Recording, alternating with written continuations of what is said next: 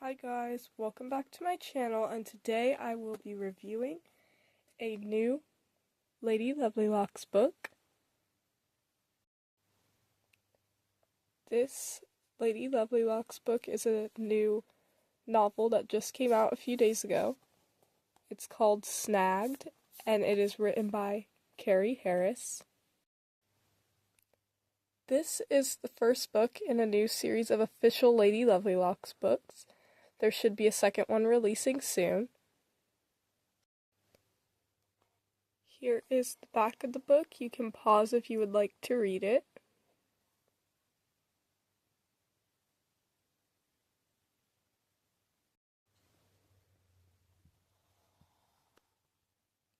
Personally, for me, it's just crazy to see the year 2026 by Lady Lovelocks because they haven't released anything since, the late 80s or the early 90s. I'm pretty sure the German audio tapes were still releasing in the early 90s, so they haven't released anything since then, so it's been a while. And when I first saw this was coming out, I was super excited because this gives a chance for Lady Lovelocks to come back. Now, it's like a completely different storyline though. But I don't think it's really that bad.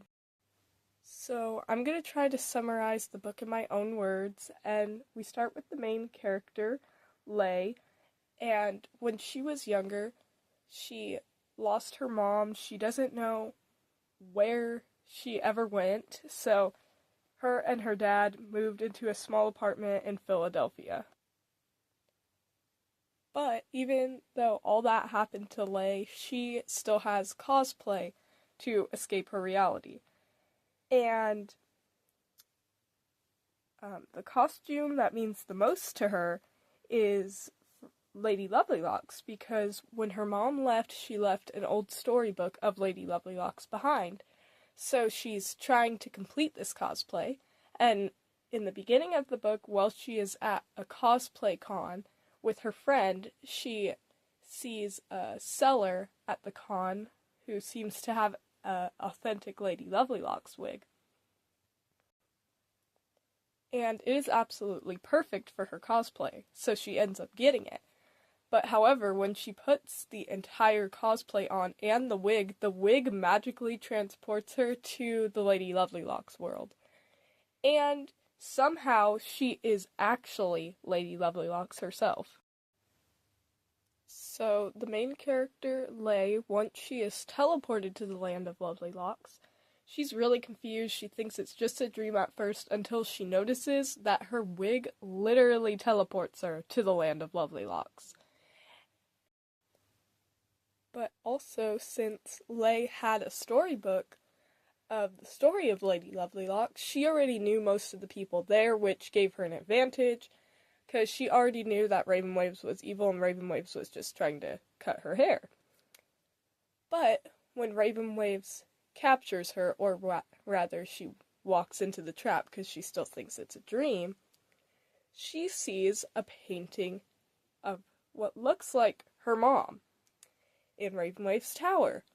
But the pixie tails are afraid of the painting, and they say it's Lady Not. And everyone seems to be afraid of her, and no one wants to talk about her at all. So Lay is really confused, obviously. She knew her mom probably disappeared somewhere in the Kingdom of Lovelocks, or in the same universe as that, but she just doesn't know what happened. Now, she can teleport back and forth between the real world and the Kingdom of Lovelocks. The way she does it is, when she's in the Kingdom of Lovelocks, she will call all three of her pixie tails names, and she goes back to her world. And when she's in the real world, she just dresses up and puts the wig on, and she's magically transported there. This does give her a huge advantage at most points, and it also helps her escape Ravenwaves multiple times, since she can just teleport back to her world so easily. and she meets more characters along the way and helps them, and then she realizes it's her duty to protect the Kingdom of Lovelocks.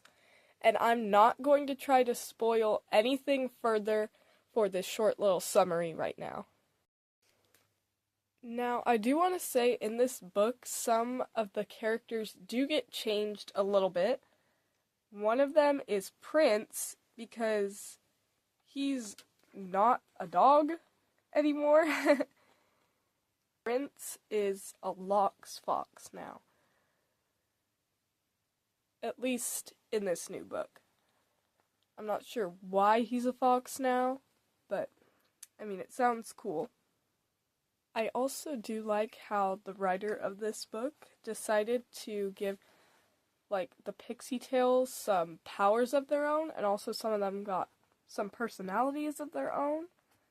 But, for example, for Lady Lovelocks' Pixie Tales, Pixie Shine has a magic lasso, Pixie Beauty can levitate things, and so on.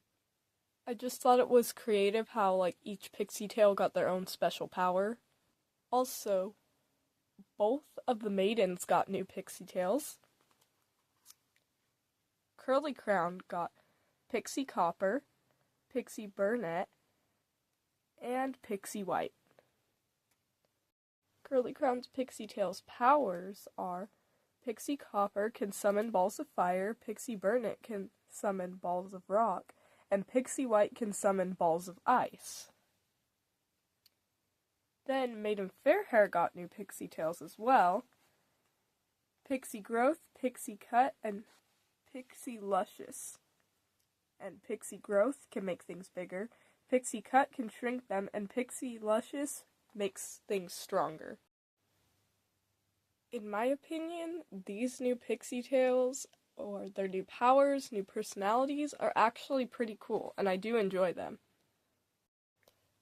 This book also introduces some new characters. Now, there are some that aren't in the Land of Lovelocks, such as Ari, who is Lay's friend. And we also get some new characters in the Kingdom of Lovelocks, such as some of the Pixie Tales I just talked about, and Brandish the Distractor. And also, there are other creatures introduced to the Kingdom of Lovelocks that are new called Snagfires, which Duchess Ravenwaves controls them, so essentially they're kind of like her comb gnomes, but they're just scarier and more destructive. I can't really think of a good description for these creatures.